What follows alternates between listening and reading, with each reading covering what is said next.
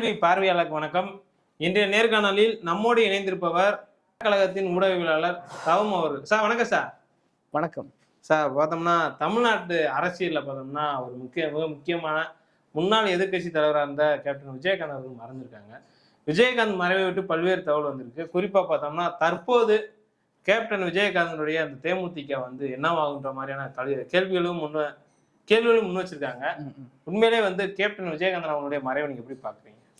இல்ல, சரியா சொல்ல வேண்டுமானால் மதுரை மண்ணை சார்ந்தவர், மதுரையை நாமும் சார்ந்தவர் என்பதை ஒரு ஊர் நெருக்கம் சொல்லுவோம் இல்லையா, அந்த ஒரு நெருக்கம் இருக்குது. நல்ல உணர்வாளர். இன்னமும் சரியா சொல்ல வேண்டுமானால் ஒரு வெள்ளந்தியான மனசுக்காரர், அதாவது ஒரு தர்மகர்த்த மணல்ல சொல்லுவோம் இல்லையா, அந்த மாதிரி ஒரு நல்ல ஒரு பற்றாளர், தமிழ் பற்றாளர் சரியா சொல்ல வேண்டுமானால் மதுரைக்காரர். அந்த அடிப்படையில் அவருடைய இறப்புங்கிறத நம்ம ஒருபோதும் சகிக்க முடியாது. இன்னமும் சரியா சொல்ல வேண்டுமா, அதாவது அதிமுக திமுக மாறி மாறி வந்து கொண்டிருந்த அந்த நிலை இருக்கு இல்லையா, அதுக்கு ஒரு சின்ன மாற்றத்தை, அந்த இரு கட்சிகளுக்குமே ஒரு பெரிய தடுமாற்றத்தை ஏற்படுத்தி யாருன்னா அது விஜயகாந்த் தான். ஸ்டார்டிங்லேயே ஒரு 6% ஓட்டுங்கிறது அது சாதாரணம் இல்லை. அது அவரால் செய்ய முடிஞ்சிச்சு. ஆனால் அது கொள்கை பூர்வமாக இருந்ததா, 2 கட்சிகளுக்கும் மாற்ற கொள்கை இருந்துச்சான்னா அது கேள்விக்குறி. ஒரு சினிமா முகம் எம்ஜிஆருக்கு எப்படி ஒரு சினிமா பிம்பம் இருந்ததோ அதே மாதிரி ஒரு கருப்பு எம்ஜிஆராக விஜயகாந்துக்கு ஒரு பிம்பம் இருந்ததை யாரால் மறுக்க முடியாது. போட்ட உணர்வாளர்களோ பார்த்தீங்கன்னாக்கா கிராமத்து மக்கள், பெண்கள், இந்த மாதிரியான ஒரு வடிவம் அவர் கிடைச்சது மறுக்க முடியாது.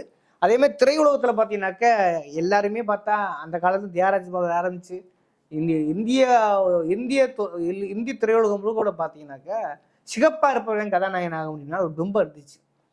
நேரடியாக சொல்ல வேண்டுமானால் சினிமாவினுடைய அந்த உலகம் கூட யாருன்னா பார்ப்பனியத்தின் கட்டுப்பாட்டில் இருந்தது. அதையெல்லாம் உடைச்செறிந்து சாமானியனும் ஒரு பிற்படுத்த பிறந்த ஒரு நபருமே ஒரு கருப்பு தமிழன் திரைவான் ஜொலித்ததுக்கு இருக்கு இல்லையா, ஒரு கருப்பு வீரமாக தமிழ் சினிமாவை ஜொலித்தது இருக்குல்ல, அது உண்மையிலேயே ஆகச்சிறந்த ஒரு பெரிய திறமை தான். அது அவர் ரஜினி கமலுக்கு அடுத்தபடியாக யாருன்னு சொன்னால் அது விஜயகாந்த்ங்கிற நிலைமை உருவாக்குனது முக்கியம். அதை தாண்டி அவருடைய தனிப்பட்ட முறையில் அவர் என்ன செஞ்சார் திரையுலகத்துக்குன்னு சொன்னால் ஒரு விஷயத்தை உறுதியாக சொல்ல முடியும். தியாகராஜ பகவத் காலத்தில் பார்த்தீங்கன்னாக்கா அந்த தேநீருங்கிறது கூட கிடைக்கிறது கஷ்டம். அன்றைக்கு தான் தொழிலாளர்களுக்கு அதை மாற்றி அமைச்சு எம்ஜிஆருங்கிறத உணவுங்கிறத உறுதிப்படுத்தினார், மதிய நேர உணவுங்கிறத உறுதிப்படுத்தினார். அதையும் தாண்டி இவர் என்ன பண்ணாருன்னா, தாம் என்ன சாப்பிட்றோமோ, ஒரு கதாநாயகன் என்ன சாப்பிட்றாங்களோ அதை கூட எல்லா அந்த சினிமா தொழிலாளர்களுக்கும் சாப்பிட வைத்தவர். அதாவது சாதாரண உணவை அசைவ உணவாக மாற்றியது யாருன்னா விஜயகாந்த் தான். அதே மாதிரி நடிகர் கீழே ரொம்ப அதால பாலாக இருக்கிற நடிகர் சங்கத்தை கட்டி எழுப்பி அதன கடன்கள்லாம் ஓச்சு அதையும் கொஞ்சம் நிவர்த்தி செஞ்சது யாருன்னு அதே மாதிரி தான்.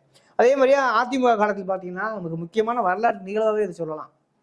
அந்த டைமில் பார்த்தீங்கன்னா அதிமுக ஆட்சி ஜெயலலிதா ஆட்சி காலம் இருக்குது. அப்போ 50வது பொன்விழா ஆண்டு யாருக்கு கலைஞர் நடத்த வேண்டிய கட்டாயம் இருக்குது. அந்த டைமில் பார்த்தீங்கன்னா அவருக்கு நடத்துவதற்கான சூழல் இல்லாமல் நெருக்கடிகள் அரசு ரீதியாக வருது. ஆனால் அந்த வருடம் கடந்தான் நடத்த முடியாது. அந்த சூழலில் அதை தனி ஒரு மனிதனாக கையில் எடுத்து வேட்டியை மடிச்சு கட்டு, இன்னும் சொல்ல போனால் பச்சை சொல்ல மதுரைக்காரன் செயலில் வேட்டியை மடிச்சு கட்டி அந்த களத்தில் நின்று அந்த திரைப்பட விழாவையே, அதாவது கலைஞருக்கான பொன்விழா ஆண்டையே பலரும் பார்த்து மெச்சும் அளவுக்கு, இன்னும் சொல்ல போனால் அன்றைக்கு இருந்த ஆளுங்கட்சியை மிரளும் அளவிற்கு அதை செய்து காட்டினார். தங்கப்பேன அதை பரிசீலித்தார். இப்படி கலைஞர் மீது ஆகட்டும், அதே மாதிரி இன்னைக்கு சூழலை பார்த்தீங்கன்னா ஈழத்தை வச்சு இன்னைக்கு ஏகப்பட்ட அதை வச்சு தின்னு கொடுக்கக்கூடிய ஆட்கள் அரசியல் இன்னைக்கு நிறையா பார்க்குறோம். ஆனால் ஈழத்தை ஈழத்து குறித்து யாரும் பேச தயங்குற காலகட்டத்தில் பார்த்தீங்கன்னா தன் மகனுக்கு பிரபாகரன் என்று பேர் வைத்தவர் யாருன்னா விஜயகாந்த். தமிழன் என்று சொல்லடா தலையிலிருந்து நில்லடாங்கிற ஒரு வாசகம் இருக்குல்ல, அதை பட்டி தொட்டிலாம் கொண்டு சேர்த்தவர் யாருன்னா விஜயகாந்த்.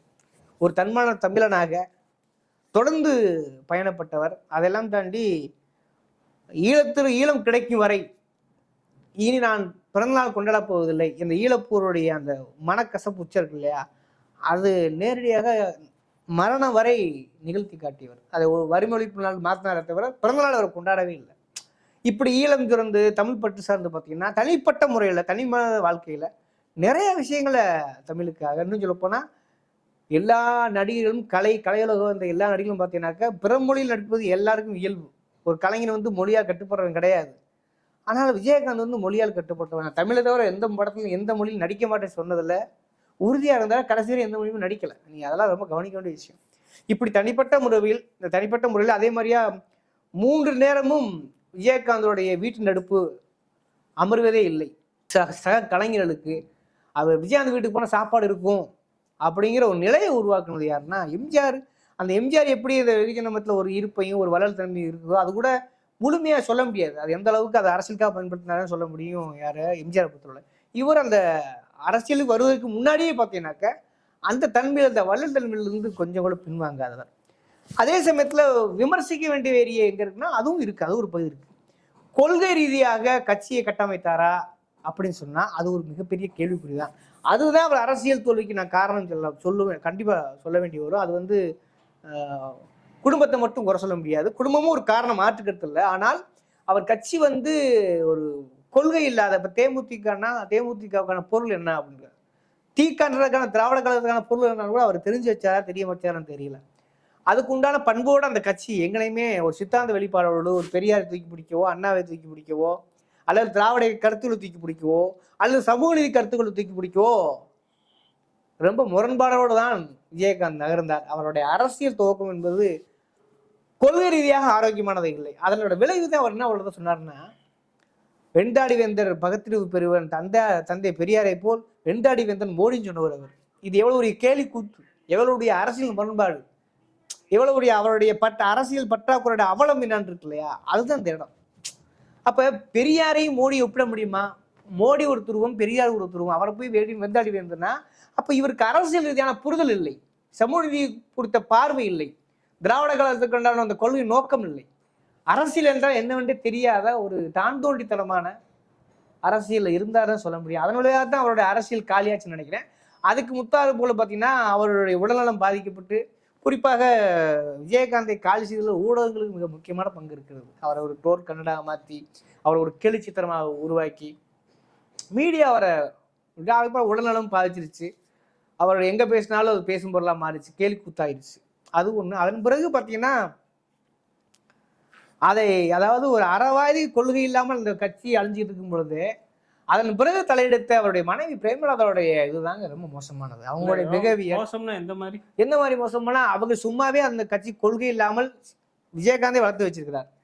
அதை கொஞ்சம் கூட அதாவது அவரோட மனிதாபிமானம் இருக்கு இல்லையா, இந்த வள்ளல் தன்மை இருக்கு பார்த்தீங்களா, அந்த இதுவும் கெடுத்து வச்சது யாருன்னா விஜயகாந்த் மனைவி பிரேமலதா வச்சார். ஏனென்றால் நீங்க கடந்த சட்டமன்றத்தில் கூட பார்த்துருப்பீங்க, இந்த பக்கமா அந்த பக்கமா என்னை யாரும் கூப்பிடல, அதிமுக பக்கம் பேசுறாங்க, பிஜேபி பக்கம் பேசுறாங்க, திமுக பக்கம் பேசுறாங்க.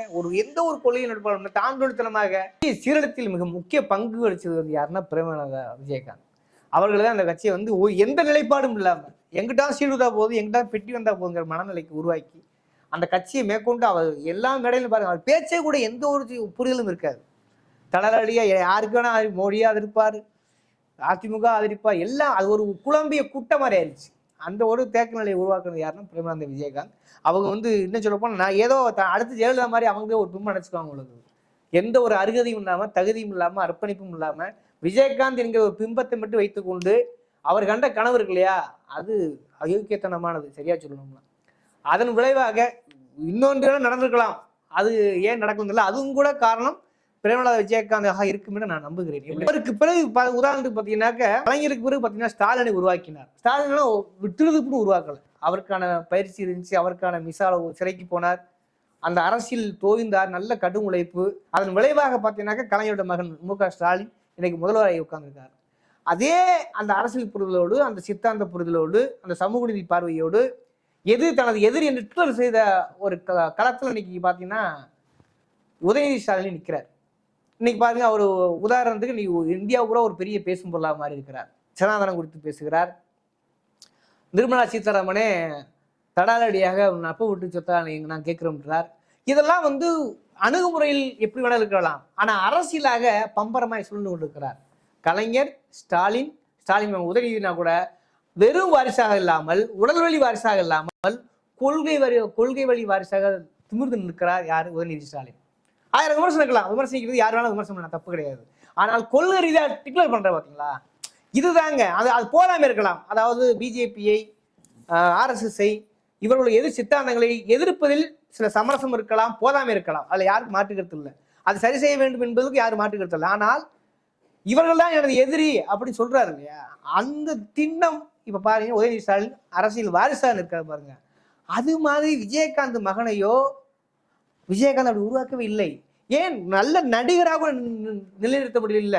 அரசியல் விடுங்க, சினிமா விஜயகாந்த் சினிமா வாழ்க்கை அதுக்கு பிறகு இன்னைக்கு அவன் மயங்க என்ன பண்றான்னு சொல்லுவோம். அப்போ ஒண்ணுமே இல்லையே, நிக்க முடியல. இல்லை, 2 படம் 3 படம் நடிச்சாங்க, எல்லாமே போலி. அதே மாதிரி ஒரு ஸ்பீக்கராகவும் இருந்தாருன்னா இல்லை, நல்ல நடிகராகவும் இல்லை. பேருக்கு பிள்ளைன்னு இருந்தா போதுமாங்க? அது அரசியல்வானாக இருக்கட்டும், திரைவானாக இருக்கட்டும், ஜொலிக்க வேண்டுமே, பேச வேண்டுமே, களத்துக்கு வரணும். இல்ல, களத்துல வாழ் பிடிச்சா தானே நீங்க யாரும் தெரியும். அதற்கு முட்டுக்கட்டாக இருந்தவர் யாருன்னா தெரிஞ்சோ தெரியாமலோ விஜயகாந்த் மனைவி பிரேமலதா தான். ஒன்னா பசங்களையாவது அந்த மாதிரி ஒரு அரசியல் ரீதியாக ஒரு நடிகராக தான் வார்த்துட்டு இருக்க வேண்டும். அதையும் மிஸ் பண்ணிட்டாங்க. அப்ப இந்த விஜயகாந்த்ங்கிற பிம்பம் எவ்வளவுக்கு உதவும்? நீங்க பாரதிராஜாவின் பையன் பாரதிராஜா போயிட்டாரு. அந்த பாரதிராஜன் பையன் என்னன்னா தகுதி இருந்தா தான் அது நீடிக்கும். இவா இன்னொரு மகனால நீடிக்க முடியாது. இப்ப மு.க. ஸ்டாலினோட பையன் ஸ்டாலின் மட்டும் சொன்ன, உதயநிதி மட்டும் சொன்னா ஆகாது. அரசியல் நீங்க நிக்கிறாருல்ல, இதுபோல் பேசும் பொருளாக மாற வேண்டும். அந்த தகுதியை விஜயகாந்தோடைய மகன்கள் எடுத்துக்கல. அதே இடையில கூட விஜயகாந்த் பையன் ஒன்று கூட பேசின சில பார்த்தா காமெடியா இருக்குது. எந்த புரிதலும் இல்லாம பேசுறாங்க. அப்ப அரசியல் ரீதியாக விஜயகாந்த் அவர்களை வார்த்தைக்கு மறந்து விட்டார். நடிகனாக உருவாக்கவில்லை. அதற்கு தெரிஞ்சதுலாம் முட்டுக்கட்டையாக இருப்பது யாருன்னா பிரபல விஜயகாந்த். அதாவது கணவனுடைய இமேஜின் டோட்டலா காலி பண்ணிட்டாரு. பசங்களையும் அரசியல் வெளிச்சமோ அல்லது திரைப்பட வெளிச்சமோ படாம வளர்த்துட்டாரு. அப்ப விஜயகாந்த் இறப்பு என்பது அவரோடு முடிந்து விட்டது. அவரோட அரசியல் வாழ்க்கையா இருக்கட்டும், இல்ல அவருடைய திரை வாழ்க்கையா இருக்கட்டும், முடிந்து விட்டதுன்னு எடுத்துக்கொள்ள முடியும். இல்ல மீண்டெழும்னு சொல்லியிருக்காங்களே, யார் சொன்னது? பிரேமலதா விஜயகாந்த். பிரேமலதா சொல்றது இப்ப சிக்கல் திரும்ப நீங்க மீண்டெழும்னு யாராச்சும் மீண்டெழுவீங்க? நீங்க உங்களுக்கு என்ன தகுதி இருக்கு? உங்க பொது எதிரி யாரு? உங்கள் அரசியல் எதிரி யாரு? இல்ல நீ சினிமாவிலே உங்க பையனை வளர்த்துட்டீங்களா? கிடையாது. அப்ப எதை வச்சு நீங்க ஸ்கோர் பண்ண பாக்குறீங்க? அதே பக்கம் நீங்க அதாவது எடுத்த எடுப்புலயே ஒரு 7% வாக்கு சதவீதத்தை தக்க வைத்திருந்தவர் யார் என்றால் அது விஜயகாந்த். அதுக்கடுத்து பார்த்தீங்கன்னாக்கா பாராளுமன்றத்தில் 12% உயரத்துக்கு போனவர். இடைத்தேர்தலில் பார்த்தீங்கன்னாக்கா திமுக பின்னுக்கு 2வது இடத்துக்கு முன்னேறியவர் விஜயகாந்த். முதல் தேர்தலில் விருதாச்சலத்தில் ஜெயித்தவர் விஜயகாந்த். அது மாதிரி உங்களோட என்ன இருக்கு? நீங்க உள்ள வந்த பிறகு கட்சியின் வளர்ச்சி என்ன? ஒரு ஸ்கேல் இருக்கா இல்லையா? நான் விமர்சிப்பதை தாண்டி பொது ஸ்கேல் இருக்கா இல்லையா? அதுல நீங்க யார்? விஜயகாந்த் உயிரோடு இருக்கும் போதே, விஜயகாந்த் உயிரோடு இருக்கும் போதே ஜொலிக்க முடியாது நீங்கள், களத்தில் வாள் எடுக்க முடியாது நீங்கள். அவர் இறந்த பிறகு அந்த பொய் பிம்பத்தை வச்சு எப்படி ஜெயிக்க போறீங்க? இன்னும் நான் சரியாக என்னுடைய அரசு அனுபவத்தை பொறுத்தவரை ஒரு விமர்சனமாக சொல்கிறேன். விஜயகாந்த் மறைந்து விட்டார். விஜயகாந்த் மட்டும் மறையவில்லை, தேமுதிகவும் மறைந்து விட்டது என்றுதான் சொல்ல விரும்புகிறேன்.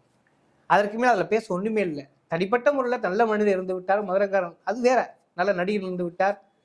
ஏன் ஒரு 2 வாழும் காலத்திலேயே, அதாவது கலைஞரும் ஜெயலலிதாவும் மிகப்பெரிய ஆளுமையா அறியப்பட்ட காலத்திலேயே அவர்களுக்கு சவாலாக வாழ்ந்தவர் யாருன்னா விஜயகாந்த். மாற்றுக்கருத்து இல்லை. அது கொள்கையா இருக்காரோ இல்லையோ அதை தாண்டி ஒரு பெரிய பிம்பமாக கட்டமைக்கப்பட்ட ஒரு நபரா 27 எம்எல்ஏக்களை அவ்வளவு தூரத்துக்கு யாருமே கொண்டு சேர்க்க முடியாது, உருவாக்க முடியாது. அப்படியா இருந்த ஒரு வாக்கு வங்கியை, ஒரு பெரிய பிம்பத்தை, அதை ஒன்றும் இல்லாமல் ஜீரோவா ஆக்கிய பெருமை யாருக்கென்றால் அது பிரேமலதா விஜயகாந்தே சேரும்.